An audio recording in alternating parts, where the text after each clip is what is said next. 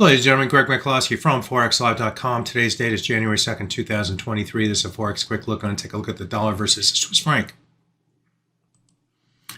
Let's start by taking a look at the daily chart. And what sticks out to me is that the dollar versus Swiss in 2023 was weaker.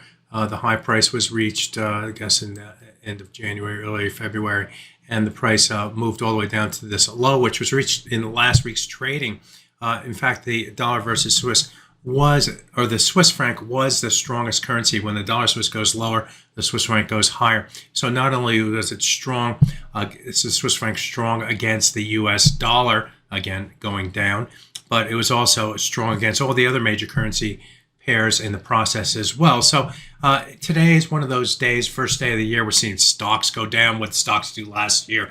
They went higher. What do we see? Yields go up. What did they do at the end of the year? They moved lower.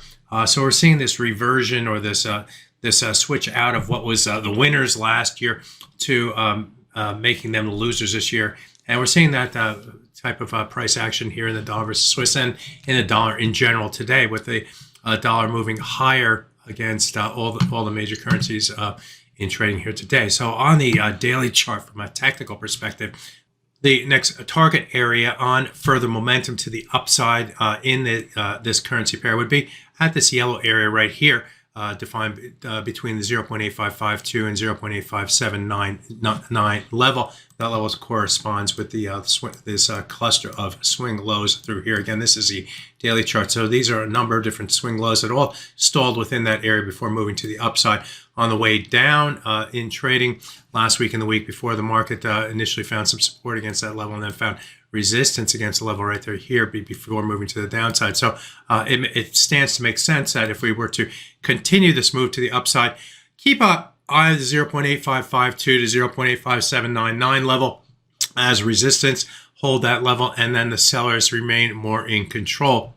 Conversely, if we move above that level, then we're starting to get above the old lows from 2023, and we should see further momentum up perhaps toward the 38.2% retracement level of the move down from the high price that we saw here in the month of September to the low price that we saw in the month of December. That level comes in at 0.86805. So that's how the daily chart looks. Let's take a look at the hourly chart.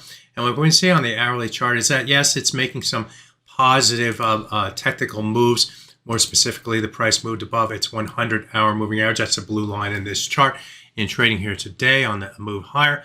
What it did not do yet is, I guess I should say, is move above the 38.2 and the falling 200-hour moving average. Both those levels are near converged at the 0.85185 level. And it's going to be that level that's going to be key to the, whether we go higher or not in this currency pair and start to move toward those daily targets on the top side. So be aware of that. Right now, the short-term bias is a little bit more positive. Why? Because we're above the 100-hour moving average. It's the first time been above the 100-hour moving average since this day right here. I guess that's somewhere around December 13th.